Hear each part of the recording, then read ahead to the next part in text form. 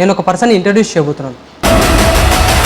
Young and dynamic మన లోక్నాయక్. అక్కడి నుంచి ఏమైనా చేద్దాం అనేసి నేను ప్రవీణ్ సార్ని టికెట్ అడిగినా, మీరు చేసుకోండి తమ్ముడా, చూసుకుంటే బాగానే ఉంటుంది, మీరు ఫస్ట్ అయితే గ్రౌండ్ లెవెల్ వర్క్ చేయండి, తప్పకుండా మేము ఇస్తాం, మా ప్రయత్నం మేము చేస్తాం, మీ గురించి కొన్ని ఎంక్వైరీ చేస్తాం అన్నారు. వర్ధనపేట నియోజకవర్గం వచ్చేసి అది ఎస్సీ రిజర్వ్, అది ఎస్టీ రిజర్వ్ కాబట్టి నాకు అక్కడనే అవకాశం ఉన్నది. వేరే పార్టీలో ఉన్న సుధం వ్యక్తిత్వం చాలా మంచిది.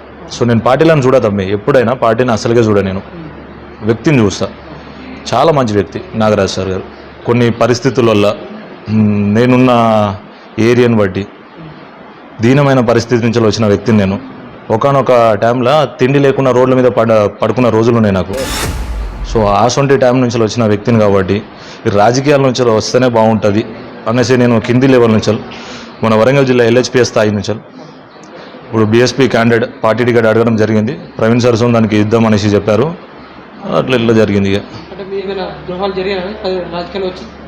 ద్రోహాలు అంటే నేను నమ్మిన మిత్రులే చాలామంది మోసం చేసినారు. ఏమున్నా తమ్మి, ఇదే సొసైటీకి ఏమైనా హెల్ప్ఫుల్ చేద్దాం, నేను సచ్చే వరకు నా ద్వారా ఒక 10 మంది బతకాలి, అంతే తమ్మి. అంతకు మించి నాకేం లేదు. నేను ఆస్తి లేదో కూడబెట్టుకొని బిల్డింగ్లు కట్టాలా, బంగ్లాలో నేను ఉండలేను. లేదు, కొన్ని కారణాల వల్ల టికెట్ రాలేదు నాకు. పార్టీ టికెట్ కోసం మేము ఇన్ని రోజులు కష్టపడ్డాం. పార్టీ టికెట్ కోసం అని కాదు, పార్టీ కోసమే చాలా మంది కష్టపడ్డాం మేము.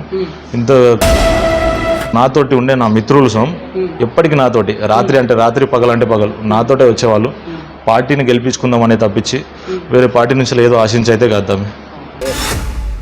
నా గతంలో ఒక టీం ఉండేదని చెప్పినా కదా, వాళ్ళే నేను బాగా నమ్మినా. ఏమున్నా నేను వాళ్ళతో షేర్ చేసుకున్నా, వాళ్ళు నన్ను వెన్నుపోటు వేసినారు.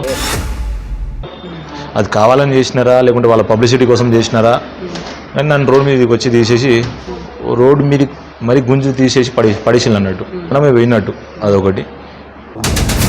సో నేను ఎవరైనా థ్యాంక్ యూ చెప్పుకోవాలంటే అక్కడున్న మహబూబాద్ నియోజకవర్గంలో ఎవరైతే ఉన్నారో జనాలు అందరికీ హార్ట్ఫుల్గా థ్యాంక్ యూ. 1 రూపీ తీసుకోలేదు. నాకు ఇప్పటికీ శత్రువులు చాలామంది ఉన్నారు. మిత్రులు కంటే ఇప్పుడు చాలామంది శత్రువులు తయారయ్యారు నాకు.